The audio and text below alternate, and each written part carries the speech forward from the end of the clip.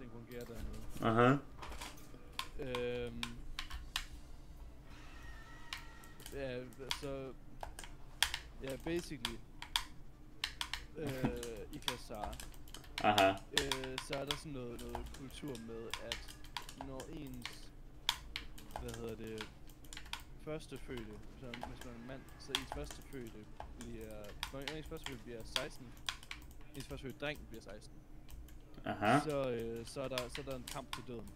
Mellem far og søn. Damn. Ja. Og det er meget honorable for faren at blive dræbt, fordi det betyder, at så har man trænet sin søn godt. Mhm. Hvis man er en gammel ork, så bliver man set ned på inden, fordi så er det måske fordi man aldrig har haft nogen sønner, eller man har dræbt dem alle, fordi man ikke har trænet dem godt nok. Aha. Et badge of honor, og det er jo kun førstefødte, der kan få det, fordi efter det, så er det jo ikke flere fædre. Så hvis der er en anden født søn eller noget, så er der jo ikke, så er der jo ikke nogen far at dræbe. Så den førstefødte, hvis han dræber sin far, så bliver, og det er sådan en ting, der er meget sikkert, det her, det er sådan en ting, som, det vil man gerne som en ork. Dræbe sin far? Ja, så hvis man er en far, men dræber sin søn, så bliver man taget sådan et rituelt, sådan et telt, i sådan midten af byen, hvor at man bliver sådan skinnet. Det er mørkt. Det er lavet til hvad hedder det, tøj. En sådan, basically sådan en brynje, og sådan armplader. Det bærer sønnen som sådan en sådan militær uniform, kind of. Men ikke sådan noget, han ville have i krig, men noget, det er sådan en ceremoniel militær uniform. Og at have det på, det er virkelig et stort badge of honor. At både man og man er blevet trænet godt nok til at dræbe sin søn eller sin far. Så hvis man har det, bærer derpå, så det er meget respekt. Hvis man har det. Det er de mest respekterede personer i sådan ork civilization. Det er dem, der bærer deres fars knogler. Okay. Hvor mange børn har orkes sådan generelt? De har sådan... I gode tider, så ville de have måske sådan 5-6, men nu så er det sådan, der er ikke nok ressourcer og sådan noget. Og der er ikke nok tid. Så det er lidt mindre. Det er ikke nok tid. Man kunne jo gøre det der, hvor man siger, at man bare sådan får så mange børn som muligt, og så er der måske nogen, der når at overleve det er sådan den slemme verden, det er i.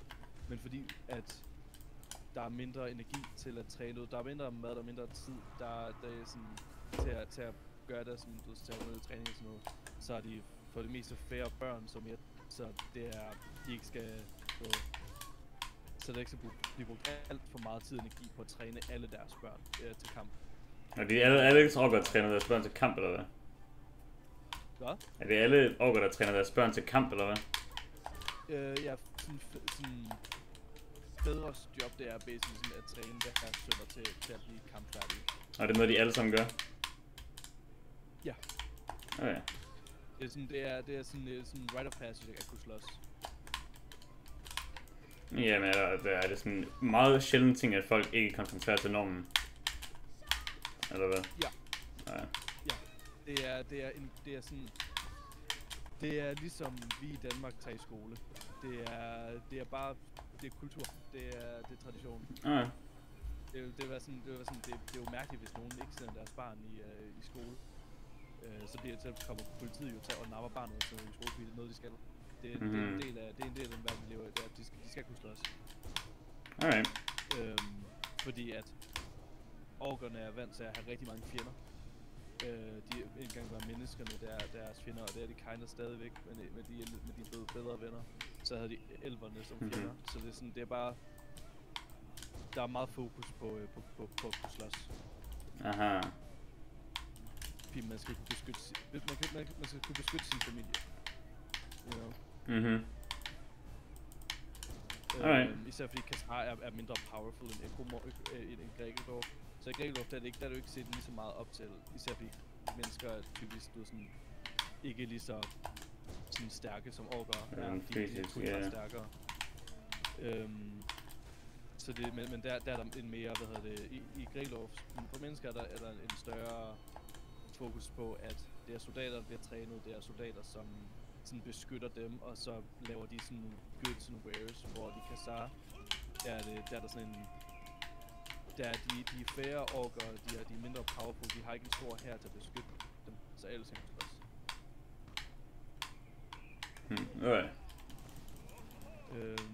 Yeah, så knoglerne, de bliver lavet til en ceremoniel vest, Og det er den merch, der er, eller hvad? Yeah. Det er huden af fædre. Faren der bliver taget 4 sådan wooden stakes, sådan poles, der bliver gjort spidse, og så bliver sat foran sønnens hus. Sønnen overtager farens hus. Det bliver sat foran der, og så bliver, huden bliver sådan cuttet ud, så det er sådan straight. Og så bliver armene sat i de øverste, og benene i de nederste, og så bliver huden displayed foran huset. Og på grund af, at det er i et meget sådan fugtigt climate, så bliver huden naturligt sådan læderagtigt og preserveret. Så hvis et hus har rigtig mange af de her sådan fædre og bedste fædre, bedste fædre skins, så er det sådan, det her det er et powerful hus. Er det kun det første fødte, der skal kæmpe, eller hvad hvis den første fødte taber, og så er det den næste fødte? Eller hvad? Så bliver det gjort, men det er sjældent, fordi det er sådan, de fleste, første fødte, de napper deres forældre, eller napper deres far. Men det er kendt at ske nogle gange. Damn, jeg tabte lige hårdt med. Det var mit run for i dag. Shit. Det var bare en Malte Jap episode. Alright. Ja, men det awesome. Det er merch. Vil du